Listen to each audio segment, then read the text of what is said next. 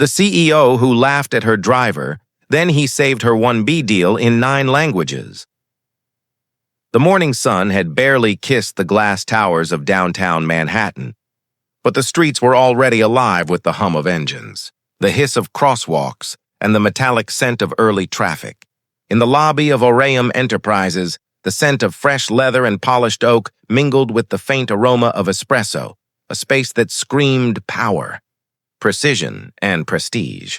Inside, Lydia Carrington, the youngest CEO in the company's history, adjusted the silk scarf around her neck and flicked her gaze toward the security desk. Everything about her radiated control. Crisp navy blazer, perfectly tailored trousers, heels that clicked like a metronome on marble floors. Yet, beneath her composed exterior, a storm of nerves churned. Today, she was pitching a deal that could define her career, a billion-dollar merger that would make headlines across Wall Street. Her driver, Malik Johnson, waited by the sleek black Tesla outside, a quiet figure in the background of her meticulously orchestrated world. Malik wasn't just any driver. He had the patience of a saint, the intuition of someone who could read the city like Braille, and a smile that diffused tension. Yet, despite the long hours spent together, the subtle hierarchy in Lydia's mind made her glance down at him with a flicker of condescension. "Malik," she said, her voice cool but edged with irritation. "Please make sure the presentation folder is ready." "I can't have any mistakes today." Malik nodded, his calm demeanor unshaken. "Everything's ready, Ms. Carrington. The schedule is tight, but I've made sure the timing works perfectly." Lydia smirked, a trace of superiority in her tone. "Well, let's hope your driving skills are better than your small talk." The words, meant as a joke, hung in the air like a knife. Malik's lips pressed into a thin line, and for a split second, his eyes flickered with a shadow of pain. He had heard this kind of dismissal all his life. The microaggressions, the jokes at his expense, the subtle assumption that he was invisible. But he had learned a long time ago, in Lydia's world, showing emotion was a luxury he couldn't afford. The elevator dinged, and the doors slid open. The lobby buzzed with assistants, interns, and the occasional curious onlooker. Lydia strutted toward the elevator, heels clicking like the countdown to a bomb.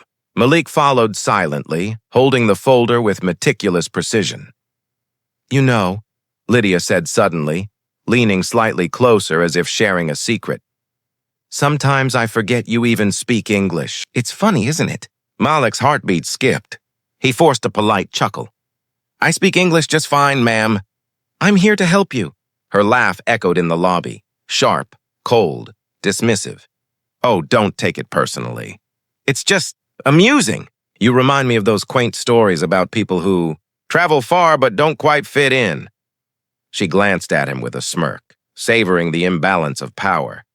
He kept his expression neutral, but inside, a mix of disbelief and hurt flared. The weight of centuries of prejudice, of small daily humiliations pressed against him. Yet he also felt a spark and a quiet, steady ember of determination that this moment, this laugh, would not define him. As they reached the Tesla, Lydia tossed the folder onto the passenger seat without looking back. "Drive carefully," she said, and with a sigh added, "though I doubt it matters much in the grand scheme of things."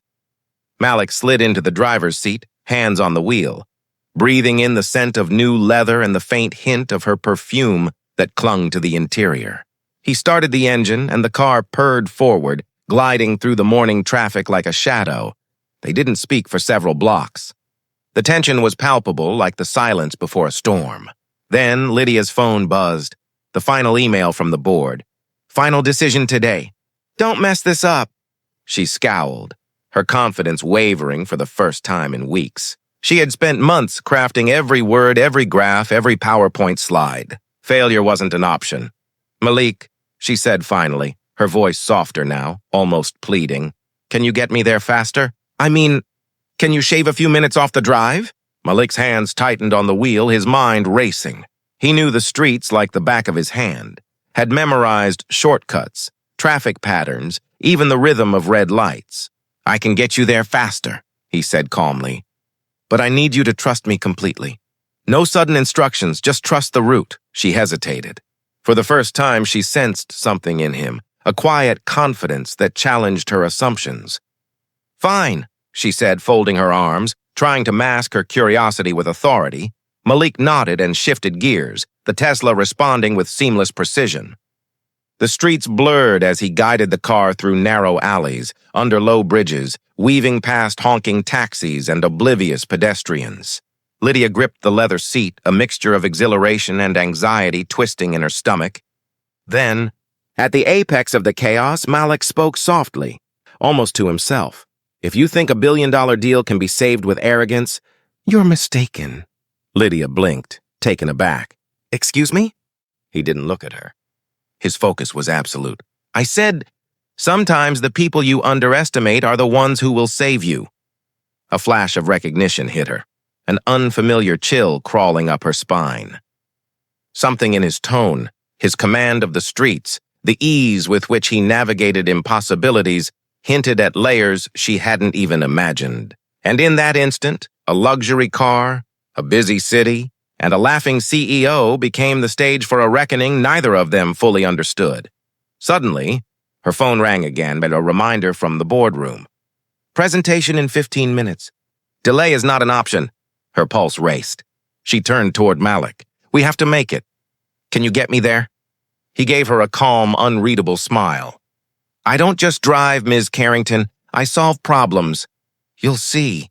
The cityscape unfolded outside like a blur, but inside the car, a different kind of race had begun. One where assumptions would be shattered, prejudices confronted, and the unlikeliest hero would wield power far beyond the expectations of a laughing CEO. And at that precise moment, Lydia had no idea that the very person she had dismissed with a laugh was about to save her. Not just her deal, but her reputation, her career, and perhaps teach her a lesson in humility she would never forget. As the Tesla swerved around an impossible shortcut, a billboard flashed above. "Time is money. Mistakes are fatal." Lydia's heart thumped. She was about to learn that some mistakes could cost more than just billions. The Tesla glided through Manhattan streets with effortless precision, Malik's hands steady on the wheel, eyes scanning every curve, every reflection in the glass towers. But inside his mind, the cityscape wasn't just asphalt and skyscrapers. It was a map of memories, of lessons learned, and of battles fought long before he had ever met Lydia Carrington. Malik grew up in the neighborhoods of Queens where the streets were crowded, the sirens frequent and opportunities scarce. His father had worked double shifts at a printing press, his mother cleaned offices at night, and both instilled in him a belief that knowledge, discipline, and quiet resilience could lift someone higher than talent or luck alone. Yet, every step of the way, Malik faced prejudice, subtle and overt. Classmates assumed he couldn't read at grade level, neighbors doubted his ambitions, and even teachers, beneath their polite smiles, often underestimated him. At the age of 10, Malik discovered languages. It began with Spanish, picked up from a neighbor, then French from a library book, Mandarin from a friend, and slowly, over years of persistence, German, Italian, Arabic, Japanese, and Russian joined his arsenal. Each language was a key, a doorway into worlds that others had told him he would never access. He memorized grammar like sacred texts, practiced pronunciation until it rolled off his tongue effortlessly, and most importantly, learned the subtle art of listening, not just to words, but to intent, emotion, and unspoken tension.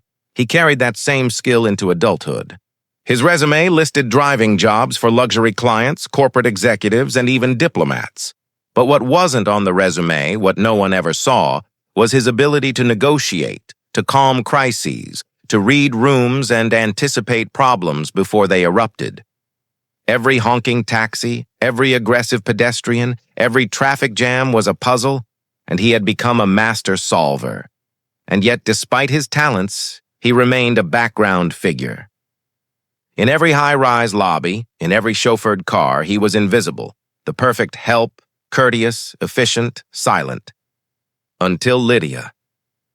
Lydia Carrington's world had been equally shaped by struggle, though her battles were cloaked in ambition rather than oppression. She was born into privilege, yes, but it came with the crushing expectation of excellence. Her father, a former Wall Street titan, had drilled into her the belief that mistakes were unforgivable and weakness unacceptable. From a young age, she had learned to mask doubt, to speak with authority and to compete fiercely, not just against peers, but against herself yet. Beneath the veneer of confidence, there was insecurity. She had clawed her way up in a corporate world dominated by men who sneered at young female CEOs, whispered behind glass doors, and measured her every decision with ruthless scrutiny. She had sacrificed friendships, love, and nights of sleep for deals, for influence, for the relentless pursuit of recognition. And even with all her accomplishments, the fear of failure still haunted her, a quiet specter lurking behind the gleaming tower of her success. Their worlds collided in small, almost imperceptible. The cityscape shifted as they approached Midtown. The traffic thickened, the horns grew louder, and a thick haze of exhaust and coffee permeated the streets. Malik made a subtle adjustment, nudging the Tesla into a lane that cut across side streets, dodging a construction zone, and bypassing a clogged intersection. Lydia watched, her breath catching as she realized she hadn't even noticed the shortcut until the car had already taken it. How did you see that?" she asked, voice tight, curiosity mixed with disbelief. Malik's eyes met hers briefly in the rearview mirror. Experience, and the patience to notice what others overlook. His tone was calm, almost matter-of-fact, but Lydia sensed the underlying truth. He was more than a driver. He was a problem solver, a strategist, a man whose intelligence had been invisible simply because she had refused to look. And in that moment, the power dynamic began to shift. The woman who had wielded authority with effortless arrogance was confronted, silently, by the quiet competence of someone she had deemed beneath her. The realization unsettled her, a knot tightening in her chest. For the first time that morning, Lydia felt a flicker of vulnerability, and it terrified her. A few blocks later, Malik glanced at her folder. "Ms. Carrington, this deal, it's going to require more than just slides and numbers. There are cultural nuances, investors in 4 different continents, language barriers that could derail meetings before they start. If we're going to make this work..." He paused, letting the weight of his words sink in. "I need to handle part of it myself. Trust me," Lydia swallowed, her mind spinning. The smug, dismissive laughter of the morning seemed absurd now. She realized she had underestimated not just Malik's skills, but the very depth of his potential to affect her world. A silent understanding passed between them. Unspoken, but undeniable. The game was no longer about power as she defined it. It was about survival, competence, and the quiet intelligence that could turn what seemed like an impossible day into a triumph.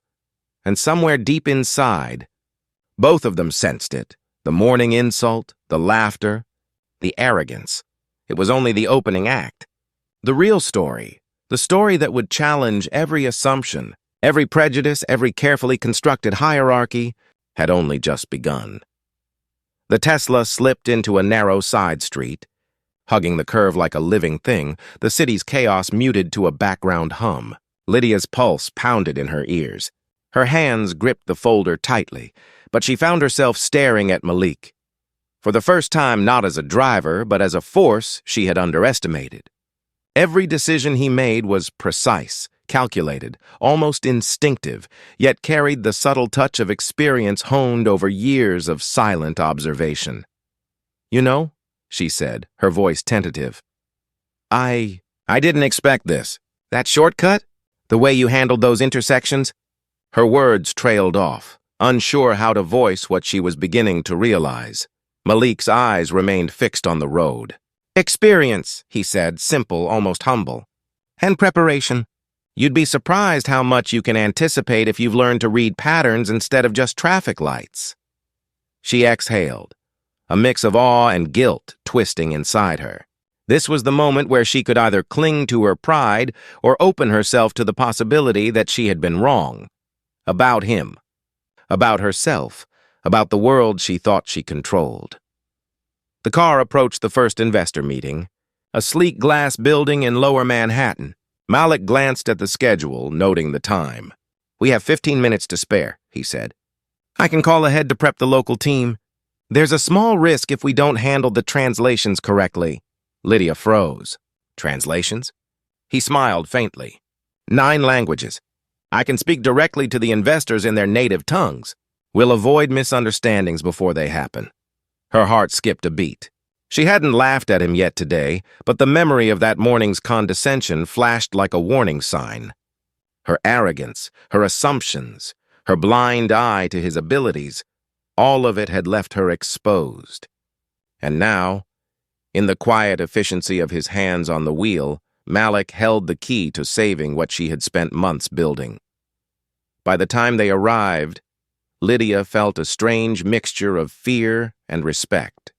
Malik had already contacted the local liaison, confirming schedules and smoothing over minor miscommunications that could have derailed the meeting. He moved with calm authority, and even the security guards treated him differently, sensing competence rather than mere service. Inside the boardroom, Lydia felt her nerves fray at the sight of the investors, a multinational group with the exacting eyes of those who had seen billions slip away through small mistakes.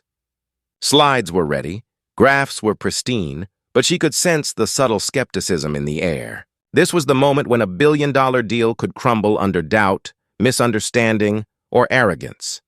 Ms. Carrington, one investor said, his tone polite but icy, we've reviewed the projections, but we have concerns about regional integration and communication with overseas subsidiaries. Lydia began her practiced explanation, carefully navigating the numbers.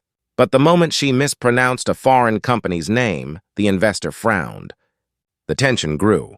Every second felt like a heartbeat stretched into eternity. Then Malik leaned slightly forward from the corner of the room. Excuse me, he said, calm but commanding. May I? The room fell silent. All eyes turned to him. A driver? They looked skeptical, curious, uncertain. I can clarify, Malik continued, switching effortlessly between Mandarin, French, and German, translating technical terms with exact precision and cultural nuance. Each investor relaxed, nodding, some exchanging impressed glances. By the time he finished, the initial tension had dissolved. The skepticism was replaced by engagement, even admiration. Lydia felt a rush of gratitude and a sting of shame. She had laughed at him, dismissed him, underestimated him. And yet, here he was, not only saving the meeting but elevating it to a level she could not have achieved alone. After the session, in the elevator on the way up to the next investor, Lydia's hands shook slightly. She opened her mouth, unsure how to voice the torrent of emotions. Malik, He cut her off gently. No need to apologize, Ms. Carrington. People often see what they want to see. The important part is that we move forward. The next meetings were a blur of languages, cultural insight, and strategic interventions that Malik handled with quiet mastery. Each time an investor hesitated, he anticipated objections, translated nuances, and provided clarity before it could derail negotiations. Lydia followed, awed and humbled, watching as the man she had underestimated maneuvered through complex social and business dynamics like a maestro conducting a symphony. Yet it wasn't just skill that impressed her. It was courage. Malik had learned over a lifetime to navigate systems that were stacked against him. His intelligence wasn't flashy. It was patient, deliberate, and invisible until it mattered most. And it mattered now, at the precise moment when her career, her reputation, and the billion-dollar deal teetered on the edge. But even with small victories, tensions simmered. A minor miscommunication threatened to derail one of the calls, an investor in Russia had a sudden scheduling conflict, and a late-breaking email revealed a hidden clause that could collapse the entire merger. Lydia felt panic claw at her chest. The old Lydia would have blamed Malik, blamed the assistants, blamed the universe. But the new realization that the man she had mocked held the solution forced her to stay silent, to trust, to surrender control just enough to witness competence triumph. Trust me, Malik said, sensing her hesitation, not looking at her directly. His voice was steady, grounding. I've done this before. I've handled situations like this. Step back, let me handle the variables. And step back she did. For the first time, Lydia surrendered the illusion of complete control. She watched, learning, absorbing, feeling a complex mix of gratitude and humility, fear and awe. Every obstacle that arose, Malik solved with subtle brilliance, his 9 languages, cultural insights, and foresight turning potential disaster into smooth victories. By late afternoon, a calm fell over the team. The last investor call ended, the final concerns addressed. Lydia's pulse slowed as she leaned back in her chair, looking at Malik with newfound respect. She had entered the day confident, proud, even arrogant. And she was leaving with a profound lesson etched into her consciousness. The world did not bend to those who laughed. It responded to those who understood, who acted, and who wielded quiet power with intelligence and courage. In that moment, standing at the precipice before the final board presentation, Lydia realized the real test was still ahead. The investors were convinced, yes, but the billion-dollar deal still required one final confrontation. A high-stakes presentation to the board of directors, live and unfiltered, where one misstep could destroy everything. Malik turned to her in the car, preparing for the final leg. "This is the calm before the storm," he said quietly. "When it matters most, don't forget. The people you underestimate are often the ones holding the solution." Lydia nodded, a mixture of fear and determination settling in her chest. She had laughed at him that morning, but the tides had shifted. Now she would watch as the quiet strength, the intelligence, and the invisible mastery of the man she had dismissed became the fulcrum on which her fate and the billion-dollar deal rested. And somewhere deep inside, a thought flickered, fragile yet undeniable. Then Malik leaned forward. He did not interrupt rudely, nor did he assert dominance. Instead, he spoke calmly, choosing his words with surgical precision. "If I may clarify," he said, shifting seamlessly into Mandarin. Investors who had previously frowned now leaned forward, nodding. He switched to French, then Russian, then Arabic, translating the most intricate financial projections, smoothing misunderstandings, and highlighting benefits that no PowerPoint could capture.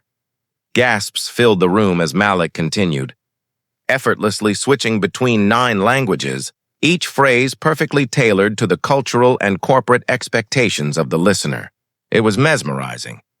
The investors, once skeptical, were now leaning in, engaged, and, most importantly, trusting. The room buzzed with a quiet energy, the kind that precedes revelation. Lydia watched, her chest tightening. She felt a mix of awe, guilt, and humility. This was the man she had laughed at, the person she had dismissed based on nothing more than superficial assumptions. Yet here he was, orchestrating a masterclass in diplomacy, intelligence, and grace. Every skeptical glance had turned to admiration. Every doubt had transformed into certainty. One board member, a notoriously tough executive from Germany, leaned back and muttered to the chairman, "Who is this? How do we have someone so prepared?" Lydia swallowed, her pride threatened but humbled. She cleared her throat and added, "This is Malik Johnson, my driver and strategic liaison. Without his insight, cultural fluency, and foresight, this merger would not be viable." The room froze. A driver?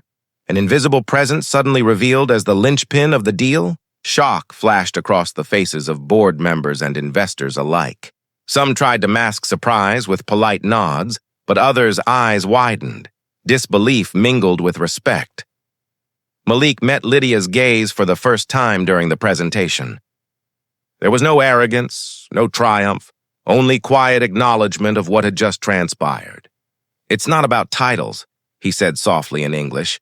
"It's about competence and understanding." The board members murmured, stunned. The chairman, his expression carefully neutral, finally spoke. "Ms. Carrington, it seems that this merger is far more secure than we anticipated. Not only are the financials sound, but your team and your driver have demonstrated exceptional foresight. We approve the deal." Silence hung for a heartbeat, heavy with disbelief and the weight of realization. Then, a ripple of applause broke across the room. Not just for Lydia, but for Malik, whose quiet genius had turned potential disaster into a triumph. Lydia's heart swelled with gratitude. She approached Malik as the meeting adjourned. I owe you more than I can say," she murmured. Her voice trembled with emotion, humility replacing the arrogance of the morning. Malik smiled faintly. "No one owes me anything. People build walls. Others build bridges. Today, we built a bridge. But the confrontation wasn't just professional. It was moral." In revealing Malik's brilliance, the room had been forced to confront its own assumptions. That a black man, a driver, could not possess intelligence, skill, or the ability to influence billion-dollar decisions. Every silent prejudice, every underestimation had been shattered in that glass-walled boardroom. The laughter from that morning, the microaggressions, the dismissals, all of it had been eclipsed by undeniable competence and integrity. Even Lydia felt the sting of her earlier behavior. She remembered the condescending smirk, the laugh that had cut deeper than she intended. Now, watching Malik handle every objection, every linguistic nuance, every cultural barrier, she realized just how blind she had been. It wasn't a lesson she had wanted to learn this way, but it was a lesson she would never forget. Outside, the city moved with its usual chaos, oblivious to the quiet revolution that had just occurred within the boardroom. But inside, something had shifted. Power was no longer a simple equation of titles and appearances. Intelligence, skill, and integrity had claimed victory. Poetic justice for years of subtle injustices and assumptions. As Lydia and Malik stepped out into the sunlight, the wind carried away the tension, leaving behind clarity. The billion-dollar deal was secure, the investors convinced, and the hierarchy of assumptions forever challenged. For Lydia, it was a humbling triumph. For Malik, a quiet vindication. He had always known his worth. Now the world had seen it too, and in that moment, as cameras flashed outside the building capturing the triumphant CEO, Lydia whispered almost to herself, "Some people build walls. Others build engines that change the world." Malik simply nodded, a faint smile on his lips, knowing that today, silence and competence had spoken louder than laughter ever could. The city skyline shimmered under the golden light of late afternoon as Lydia and Malik exited the towering glass building. The wind carried the distant hum of traffic, but for a moment the world felt suspended, a quiet, almost surreal calm after the storm of the day. The billion-dollar deal had been finalized, the board and investors convinced, yet the real victory went far beyond spreadsheets and PowerPoints. For Lydia, the day was transformative. She had entered the morning with confidence bordering on arrogance, armed with meticulous preparation and the assumption that her title alone commanded respect. By evening, she understood that power without insight, authority without empathy, and assumptions without acknowledgement could crumble even the strongest facade. She watched Malik, calm and composed as ever, yet carrying the subtle satisfaction of someone who had silently carried the weight of unrecognized potential for years. She realized that she had laughed at him, dismissed him, and underestimated him, not out of malice, but because the world had conditioned her to equate authority with appearance and competence with privilege. Today she had learned otherwise. "Malik," she said, her voice steady but filled with reverence, "I need to say this properly. Thank you. Not just for today, but for showing me everything I didn't see before." He tilted his head slightly, a modest smile playing across his features. "You didn't see it before," he replied softly, "but now you do. And that's enough." Lydia paused, reflecting on the journey of the day, the tension, the fear, the mistakes, and the victories. She had witnessed firsthand the subtle power of observation, preparation, and intelligence that was often invisible to those blinded by assumptions. Malik hadn't just saved her deal. He had redefined her understanding of leadership, of humility, and of justice. Word of the day's events spread quickly through Orium Enterprises. Investors praised the seamless handling of cultural and linguistic challenges. Colleagues whispered about the unprecedented involvement of a driver in high-level negotiations, and news outlets began circulating a story that blurred the line between legend and reality. The CEO, whose billion-dollar deal had been saved by the unassuming brilliance of her driver, Malik, true to form, remained quiet. He did not seek recognition, social media fame, or accolades. His satisfaction came from the knowledge that competence, when wielded correctly, could overcome bias, break barriers, and create tangible change. For him, the victory was personal and societal, proof that intelligence, skill, and quiet strength are not defined by appearance, title, or social status. The boardroom confrontation had ripples beyond Orium's walls. Employees who had observed the day's events began re-evaluating their own assumptions about colleagues and subordinates. The story became a quiet, internal lesson about the cost of prejudice, the importance of respect, and the power of underestimated talent. Slowly, the corporate culture began to shift, conversations changed, and subtle barriers began to erode. Lydia herself was not untouched by the transformation.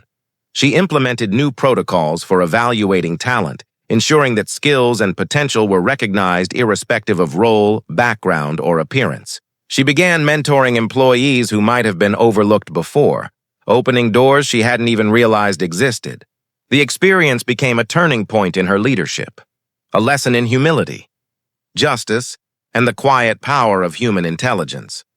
One evening, weeks after the merger, Lydia invited Malik for a coffee, a small gesture, yet laden with meaning.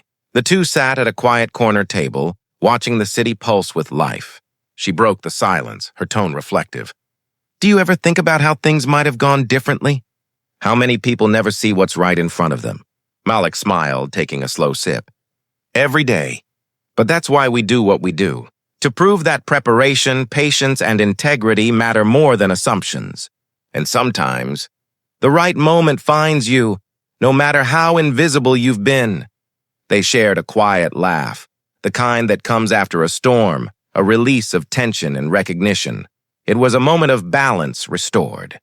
Lydia humbled, Malik vindicated, and a subtle reminder to the world that talent cannot be measured by appearances or social status. The media eventually caught wind of the story. Articles highlighted Malik's extraordinary linguistic and strategic skills, framing him not as a mere employee, but as a symbol of unseen potential overcoming prejudice. Comments flooded social media, admiration, inspiration, and recognition for a man who had long been underestimated. The story went viral, not just for the shock value, but because it carried a message that resonated universally. Talent sees no color, no background, no title. Lydia, though now wiser and more humble, never allowed the story to become about her alone. She insisted that Malik receive the spotlight.